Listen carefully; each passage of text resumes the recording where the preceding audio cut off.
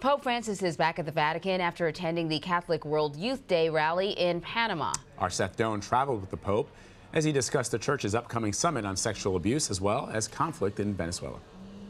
Pope Francis gave his press conference here in the back of the plane and then returned to the front to leave journalists back here pondering what he had said. Among the biggest headlines was that he believes that the expectations have been inflated for the much anticipated February conference on clerical sex abuse at the Vatican, and he believes that those should be deflated because he said, after all, sex abuse is a human issue, one that extends beyond the church. He said when it comes to the church, first bishops must be aware of the problem, and they must develop the protocols to deal with it. Now, we are not allowed follow-up questions, but a natural one would have been, how is it that in some corners of the earth bishops are not aware of this problem? And if that's the case, isn't that a failing of the church?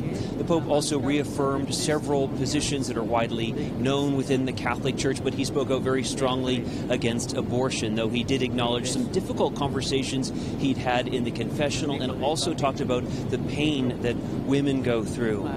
He spoke out in favor of sexual education in schools, saying that sex is a gift from God. And when it comes to celibacy, he spoke out very strongly in favor of celibacy for priests, though he did acknowledge that there is a discussion in some corners of the world in remote places about the possibility of ordaining older married men to carry out some priestly duties.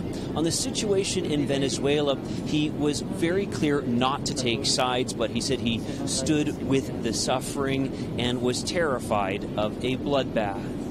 Seth Doane, CBS News, on board the papal flight from Panama.